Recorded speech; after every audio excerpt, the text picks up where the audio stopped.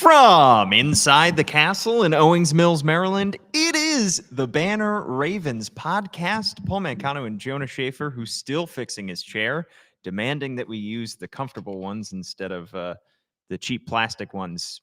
You're too good for those, aren't you, Jonas? Lumbar support. It becomes very important at my age. At your age, your advanced age. You're no longer a prospect these days, Jonas. Neither am I. I think I'm beyond that age. I'm even beyond the Brandon Wheaton age. No one's interested in you. No, at all. Not at all. Anyway, well, hopefully you're interested in watching this live at 12:10 a.m.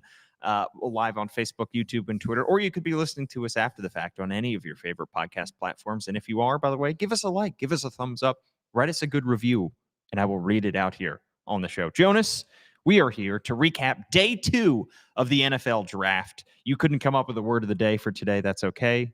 We'll go ahead and skip that segment. But let's talk about the two guys that the Ravens came away with. They addressed offensive line with their second-round pick, taking Roger Rosengarten out of Washington with the 62nd overall pick. And then in the third round, with the 93rd overall pick, they took Penn State edge Adisa Isaac. So let's start first and foremost with Roger Rosengarten, because this was a position that I thought coming into the draft, the Ravens might have to attack on day 1. We saw that big run of tackles all go off the board before the Ravens picked, all the way up until 29. They go with a cornerback, Nate Wiggins, in round 1.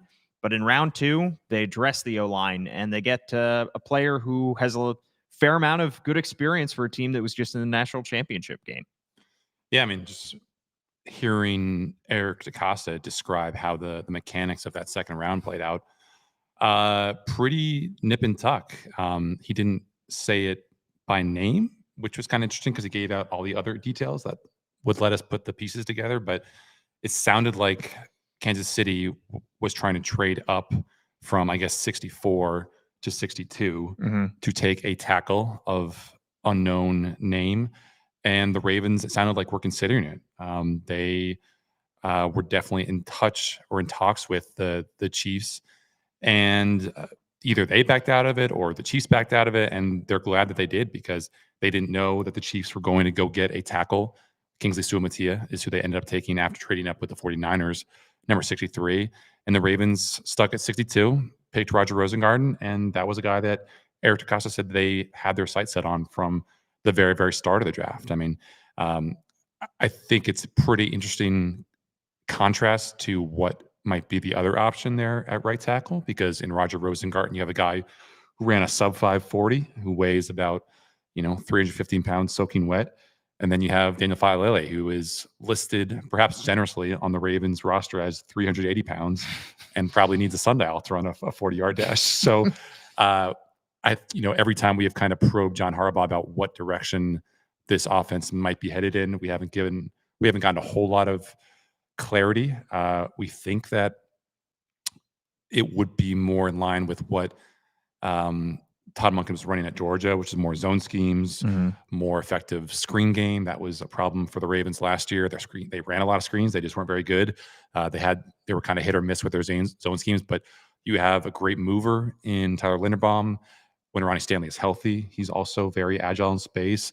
And now you have a guy who can run a 4.9 40 at 305 pounds. So you would think that would lend itself more to, side to side, east west blocking as opposed to north south, taking a double team on or pulling and hitting through the A gap. So we don't know exactly what will come of this Ravens rushing offense. We don't know what will come of a passing offense, but it is very, very interesting that on the one hand, you have Daniel Faalele, and then on the other hand, you have literally the diametrically opposite prototype in Roger Rosengarten. Well, wouldn't their addition of Derrick Henry also, though, lead you to believe that they are still looking at a more traditional, less side-to-side, more north-south kind of offense here?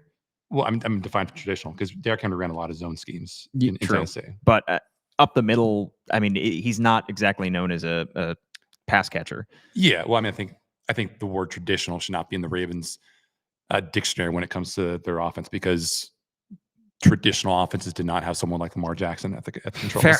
There weren't a whole lot of dudes named Sonny back in the day running the read option. Right. But if you are blocking for Lamar Jackson, you have to be able to sustain a lot of your blocks because Lamar is going to sit back there and he's going to scramble when he needs to. And it was interesting that Roger Rosengarten got the question of how he feels like he is prepared to block for a quarterback like Lamar Jackson. And he mentioned Michael Penix, of course. So essentially, Rosengarten was the right tackle in Washington, which was the blind side for Penix, who is a lefty.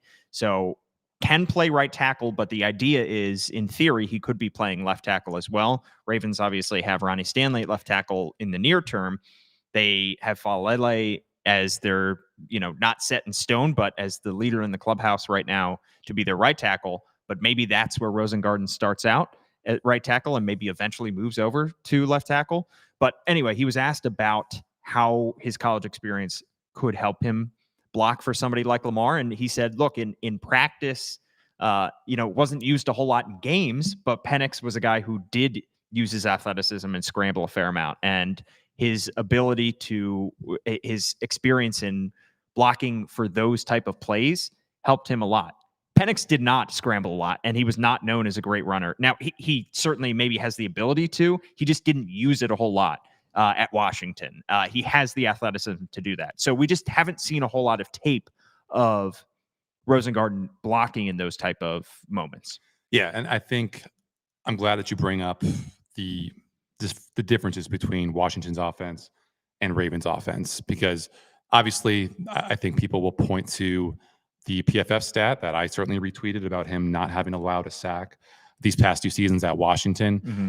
But I want everyone to account for the fact that Michael Penix, one of his many virtues coming into the draft was he was a guy who was great at limiting the conversion of pressures into sacks. That is very much a quarterback stat. That's what makes Josh Allen so great.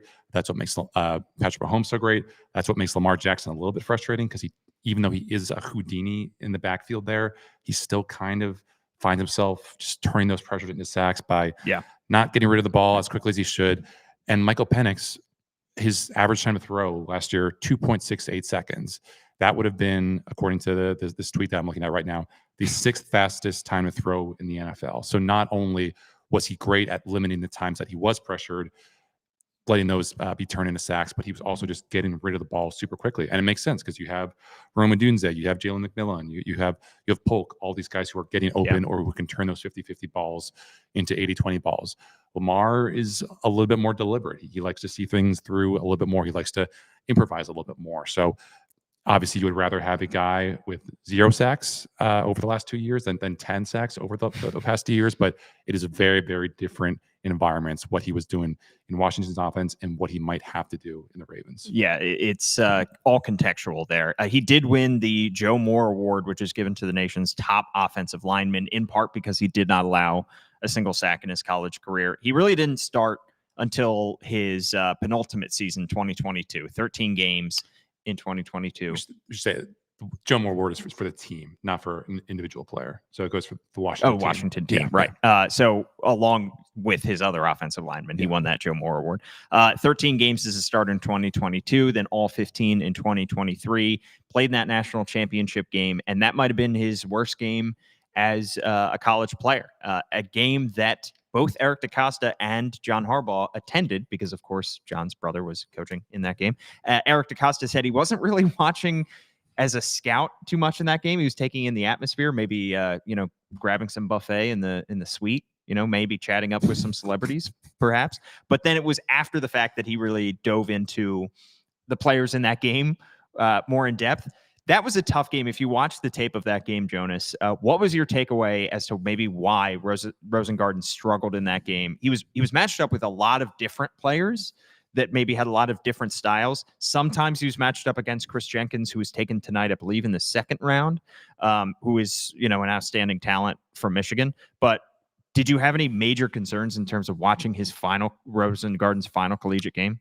It just seemed like it was one of those games, even just one of those quarters, just looking at some of the recaps of that game before we hopped on here. And I think a guy who was doing an evaluation of Rosengarten as a prospect said that he went back and watched the tape, and it was 3 quarters of perfectly fine play. And then 4th quarter comes, and there are a couple penalties, a couple bad pass sets, and things just kind of spiraled for him. And obviously, didn't really carry over into the pre-draft process because he goes to the Senior Bowl a couple weeks later, dominates, gets on the radar of the Ravens, does a great job, becomes a guy that they covet. And I think it's interesting because he is a guy who maybe because he doesn't have a whole lot of sand in his pants, 6'5", 310, 315, he has to get a little What a bit great creative. phrase. He has to get a little bit creative in how he wins those pass sets. And if you want to just kind of see how unique he is as a prospect, just Google Rosengarten 46 special, I think, which is what he calls one of his pass sets, where there are a bunch of different pass sets that kind of range in conservativeness to aggressiveness, and this is on the absolute far end of aggression. He is basically running at the defensive end or the edge rusher or the outside linebacker as soon as the ball is snapped. Almost, he takes a step back and then he just comes full speed ahead like it's a Red Rover. It's insane. You almost never see tackles that aggressive because that would scare me, honestly. That'd be a little dangerous. And I think that's the whole point. It's to knock guys off physically, mentally, spiritually, every kind of emotionally, every kind of adverb. And you have to wonder when he gets to this level, when he's going up against guys who are not only physically more advanced than him, but also technically more savvy than him, is he going to try to pull that kind of fastball on a Myles Garrett, right, on a TJ Watt, even an Odafe Owe? Is he going to be able to have as deep a bag of tricks as he did at Washington, right, and be successful? Yeah, I mean, does that feel kind of like a trick play almost? Like, is that something that could only work X number of times, do you think? And once it's kind of found out, it's found out? Yeah, I mean, I think it's something you probably pull out once or twice a game. Right. In terms of the comparison to Kingsley Suamataia taken one pick later, I think it's going to be interesting because those two will now be linked for a while, and Suamataia is a guy that we mentioned a lot during the pre-draft process. In terms of the athleticism also, scouts do say that Roger Rosengarten does have a quote-unquote limited athletic profile, in part because he doesn't have quite the same length that some guys have. As you said, Jonas, got ourselves a T-Rex in terms of arm length. And there's also talk that he could maybe move to guard, which, look, the Ravens just... John Harbaugh brought that up. Yeah. We did bring that up. I think that was John Harbaugh's default position, is usually to say that a guy can do a lot of different things, right, even if maybe they can't. See Patrick Ricard perhaps lining up as a guard. Sure. But it was also discussed, I mean, that was also in his NFL.com scouts profile, was that maybe he could move to guard because, maybe he doesn't quite have the length to be a tackle. Do you think that that's a spot that we could see him maybe sooner rather than later because Zeitler and John Simpson are gone?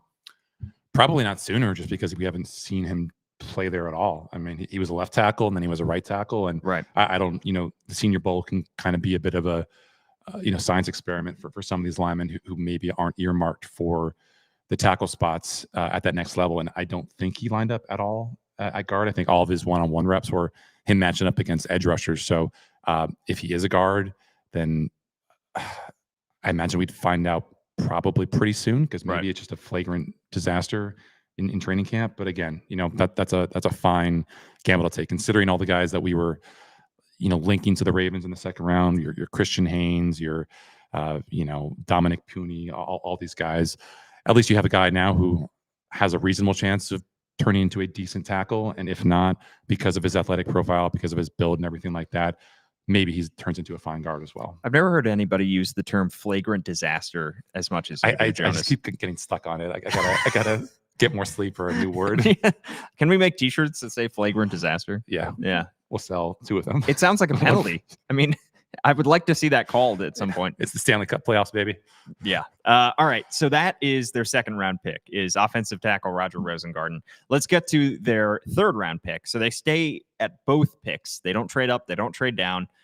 Because they don't trade up because, as Eric DeCosta would say, that's just not what they do.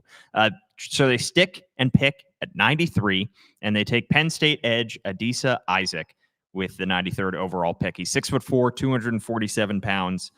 He had just 3 sacks combined in his first 2 seasons. Then he tore his Achilles before the 2021 season, missed that entire campaign. and then broke out in his penultimate season there. I keep saying penultimate because I don't know how to describe with a lot of these COVID/redshirt years. I don't know what year these guys end up being. It was his second to last year. I don't know if that's technically his first senior year or fourth year. I guess that sounds like describing Virginia students. Yeah. Yeah. So he had 11 tackles for loss and 4 sacks in 2022, then 16 tackles for loss and 7.5 sacks as a senior. He's a team captain. DaCosta mentioned his great length, those heavy hands, sand in his hands, maybe. I want to try to coin something tonight, Jonas. Okay. The only thing that we have seen from scouts is, he needs to maybe improve his anchor strength. The length is there. The athleticism, for the most part, seems to be there, and he's got great recognition and awareness when it comes to diagnosing plays. What did you think of this pick of Adisa Isaac in the 3rd round? Yeah, I mean, again, makes total sense. I think he was on the consensus big board at about number 66. So for the Ravens to get him at 93 overall is pretty good value. I think he was a guy who I think maybe early on projects as more of a situational pass rusher because he is like below the 10th percentile in weight, but he's got some juice. He's got a nonstop motor. I think, asking Eric DaCosta about how the evaluations of these edge rushers change when you have a Chuck Smith on board. Yeah. Not only is he studying these guys, but he's probably interfacing with the, front office to say, I think I can really help this guy more than I can help this guy because this guy is a little bit more capped, fundamentally, technique-wise. If you bring me a guy like Adisa Isaac or a guy like the Eagles took one pick after in Jalix Hunt, yeah, I can do more for him than I can for Joe Schmo. And I think that's a good bet to make. I mean, obviously, Chuck Smith is not a miracle worker, but I think we can safely assume that he's one of the better pass rushing teachers in the NFL. So why not get a guy who has a little bit more room to grow, maybe a little bit lower floor because he doesn't have that run game stiffness. Bring him along. There's, I think, good depth there now, assuming that everyone is healthy. And I know that's a big F with David Ojabo and Adafe dealing with the stuff that they've dealt with. But Kyle Van Noy, Adafe Owe, David Ojabo, Tavius Robinson, Malik Ham, if he's able to do anything this year, you throw in Adisa Isaac into that mix. That's a really nice, 3D basically at both spots. He also has a cool story on the NFL's YouTube page about how his siblings all have special needs, and it's a really awesome story. So if you have time to watch that and just see who Adisa Isaac is as a person, I would recommend that. I'm going to put you on the spot here, Jonas, and ask for these last 2 picks in Roger Rosengarten and Adisa Isaac. Last night with when we were talking about Nate Wiggins, we were comparing him to Marlon Humphrey in his rookie year and saying, what would be reasonable expectations for how much he would play. We said, like, if he had 55% of the defensive snaps like Marlon Humphrey did in his rookie year, that'd be considered a success. For Roger Rosengarten and for Adisa Isaac, let's start with Rosengarten. What percentage chance do you think that he's starting at right tackle in week 1 of the 2024 season? I'd say like 20%. Really? Yeah. I mean, you think it's the money's on Falele right now? I think so. And I know obviously there's a lot of hand wringing over what Daniel Falele was last year, but he was better last year than he was the year before. And so that leads me to believe that he'll be better next year than he was this past year. He is new to football. He's getting his body to where it needs to be. He's learning the game. Hopefully everything's slowing down for him. Hopefully he's, doing what he needs to address some of those weak spots, to get a little bit more mobile, to get a little bit more, zest in his punch on some of those pass sets. Hopefully he's figuring out how to leverage and, his technique so he can get a little bit more push on those run blocks. And, I wouldn't say he's the overwhelming favorite to start at right tackle, but I do think it is very, very tough for a guy to come into the NFL and be a week 1 starter as a rookie. I mean, even Orlando Brown, who by year 2 or year 3 in Baltimore was a Pro Bowl tackle, did not start until midway through that rookie season. And, obviously Orlando Brown had the physical deficiencies. He was a little bit more plotting. He was a much better run blocker to start than he was a pass blocker, but playing with Lamar Jackson, having him as your quarterback, I think does a lot for you as a pass protector, because you just kind of change the gravity against these pass rushers. You are making them come after you in certain ways that you wouldn't treat a Aaron Rodgers or a Marcus Mariota, or I don't know, like a name your random AFC North quarterback, Right. even a Joe Burrow. So I guess it's a little bit interesting that they did go with someone who was relatively light, because like we talked about during the pre-draft process, are you going to be confident in a guy like that being able to anchor and hold down the fort against guys who are only trying to do the mush rush, collapse the pocket with strength, not with speed? That's kind of an interesting gamble, I think, to take. But obviously the Ravens love Rosengarten's potential to get out in space, do stuff in screen game, be an effective run blocker, get to that second level, and just wipe out guys. So I think it's going to be a tough road for him to hoe to get to week 1 startingdom, but you never know. And for Adisa Isaac, this is a defensive line. This is a pass rush that is without Jadeveon Clowney, who had double-digit sacks last year. This is without they brought back Kyle Van Noy, who had a great season last year, but getting older, 33. They're hoping that David Ojabo is going to be fully healthy, but never a guarantee. And they're hoping Odafe Owe takes a step up in his 4th season. What percentage of defensive snaps in Zach Orr's defense? Give me a range. Do you think that Adisa Isaac could play? Oh man, I don't know. 35?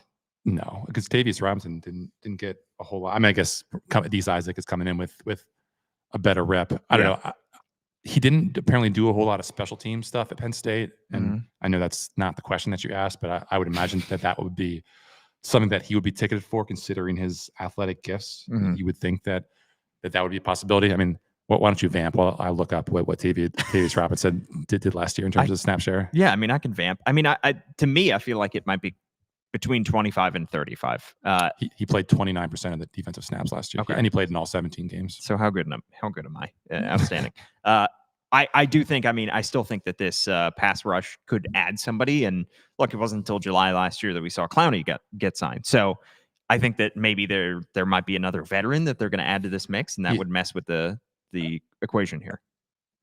I would say that I guess the distinction that I would make between the Tavius Robinson situation and the Adisa Isaac situation is there weren't a lot of like solid run stopping outside linebackers on that team last year. Like, I thought Odafe would be better as a run defender than he was.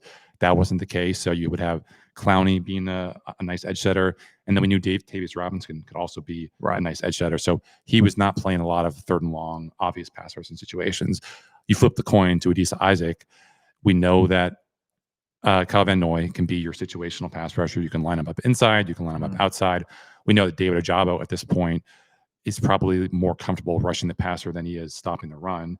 And then you also have Odafe Owe there, who I know the sacks weren't there last year, but his pressure numbers were good. Yep. His pass rush win rate was good.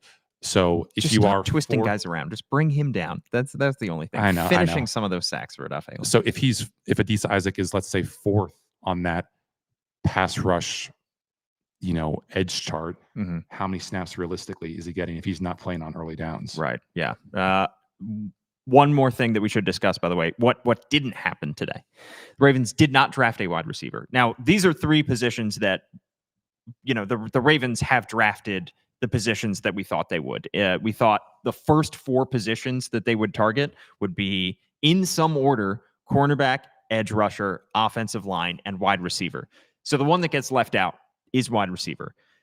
There is one guy that is falling through the cracks.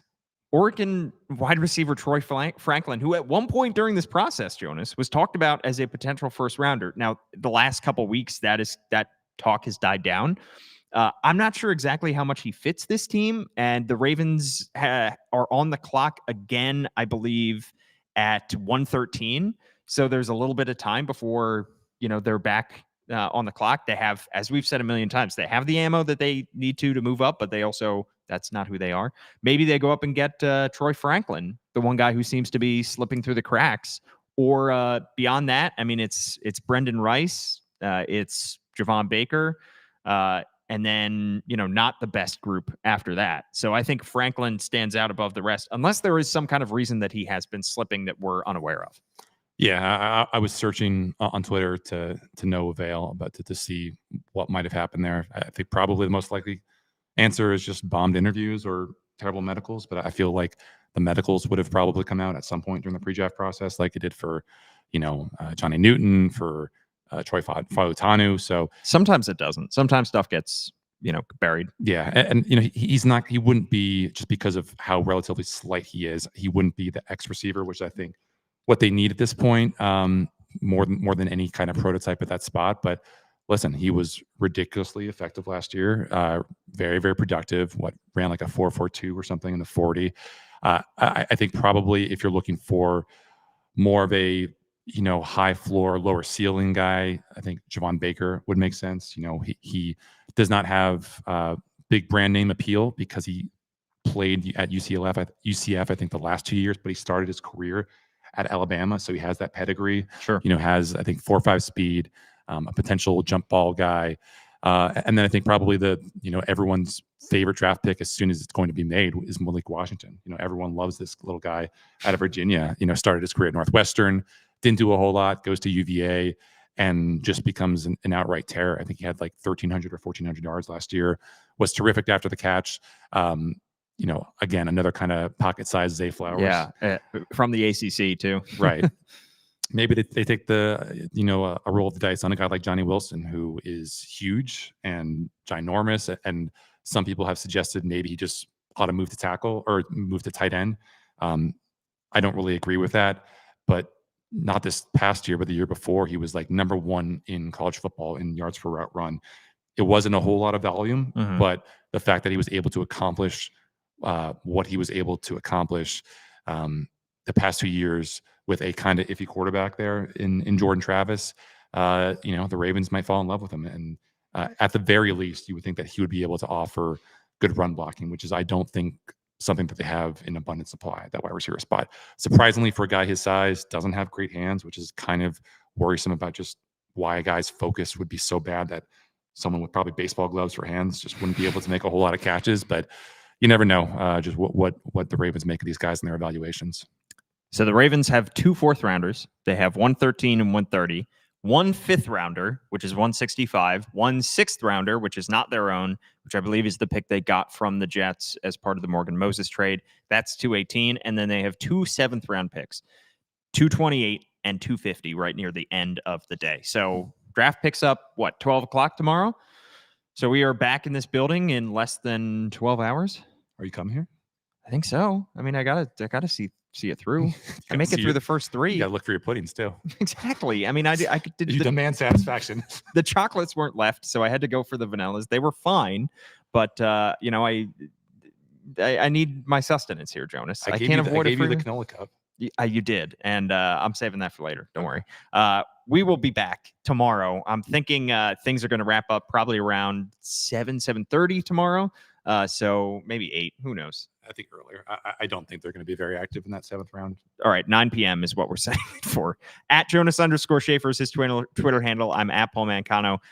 Jonas and Gianna Han and Kyle Goon have you guys completely covered on the BaltimoreBanner.com, where you can subscribe just $1 for 6 months. And please browse through all of the great articles and coverage that we have for you. Please give us a like, a thumbs up, a subscribe, all that good stuff. Thanks so much for tuning in. We will be back tomorrow after the conclusion of the 7th round of the 2024 NFL Draft